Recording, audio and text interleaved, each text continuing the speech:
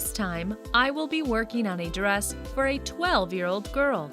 Her name is Noah, and her height is 150 centimeters. First of all, let us choose and customize a suitable dress for her. I start from determining the correct position of the waistline. I have already tied a cord around Noah's natural waist. And now, I want to find the golden ratio position of the waistline. As you can see, Noah's natural waist is already in a golden ratio position as it is. The position of a girl's waist tends to improve proportion-wise as she grows up. People often ask me how to determine the best proportions for a garment. In fact, there is a very important rule. The entire garment must be based on the same proportions. If the garment divides the child's body in golden ratio parts, then the elements which make up the garment itself should also be in golden ratio to each other. If we choose certain proportions for the child, we should stick to them in the garment as well. For example, if you divide the child's body into 1 to 4 parts, you should also divide the garment into 1 to 4 parts.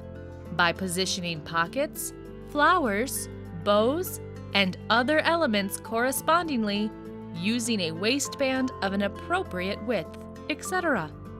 If you stick to the golden ratio, use it in the entire garment. As for Noah's dress, I want to divide it into 2 equal parts.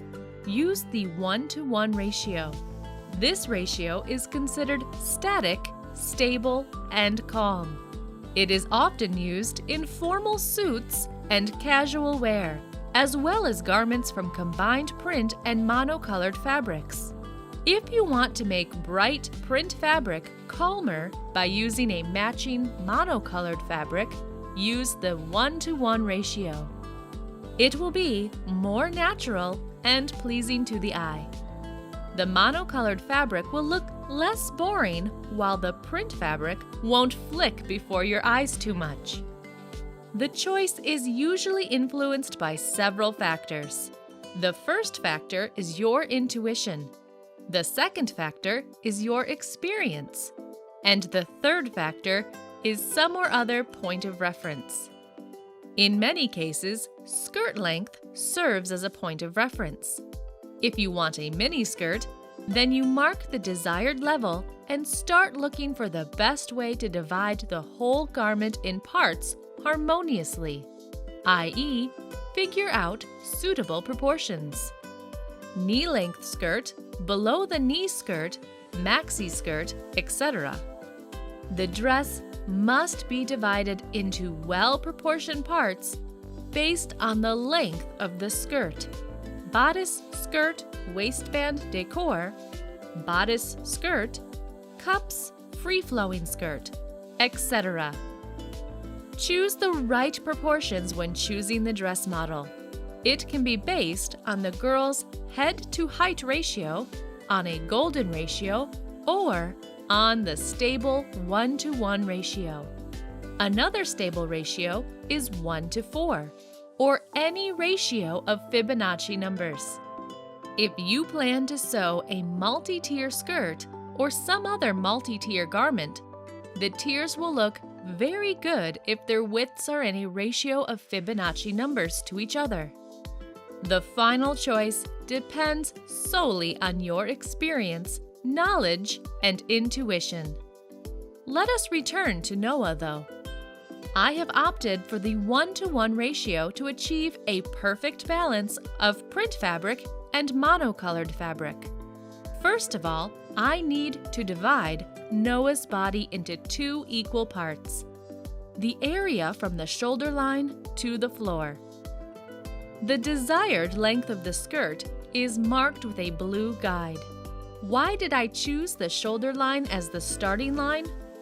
The thing is, the dress will feature shoulder straps.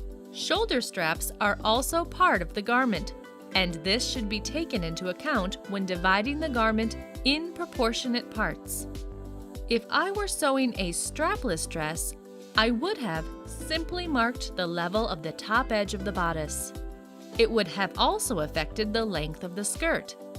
As for me, I want to turn shoulder straps into a bright, eye-catching element of the dress. They will have a width of 1.5 centimeters, and they will be tied in bows on the shoulders. In other words, they will be part of the decor and involved in the process of dividing Noah's body in parts. Back to the task. I have already marked the length of the skirt.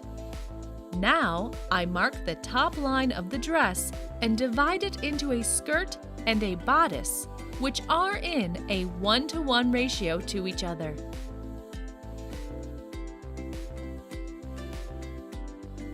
Then I divide the bodice into cups and bottom with the same ratio, i.e., exactly in half. The top half will be the cups area, and the bottom half will be the rest of the bodice.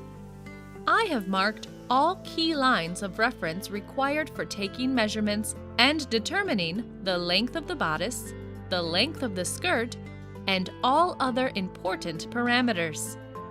I have found a picture of a dress which resembles the one I will sew for Noah, just to show you how it is going to look on her.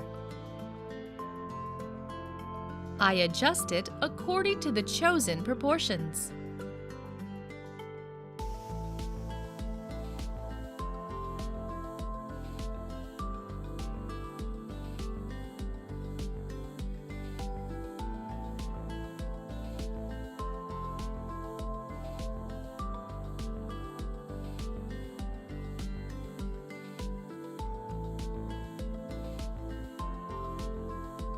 The dress fits much better now.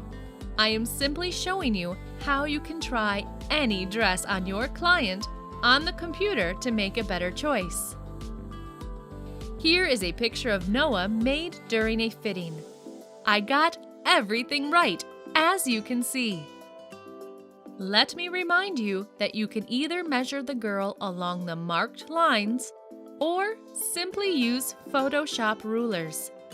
As for me, I prefer using Photoshop, and it works very well. If you are not very confident at using computer software, simply use a regular measuring tape. You can hang a measuring tape or a height chart on the wall too. A height chart will be seen very clearly in pictures.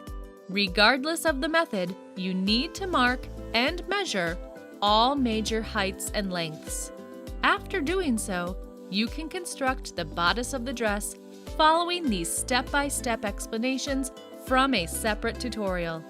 Drafting a bodice of a 12-year-old girl based on calculations. The tutorial includes all measurements and a detailed explanation of the pattern construction process with valuable comments. It will help you understand how to divide a garment in parts, how to calculate all lengths, and use them to draft your own pattern, etc. But first, let me show you how to take measurements.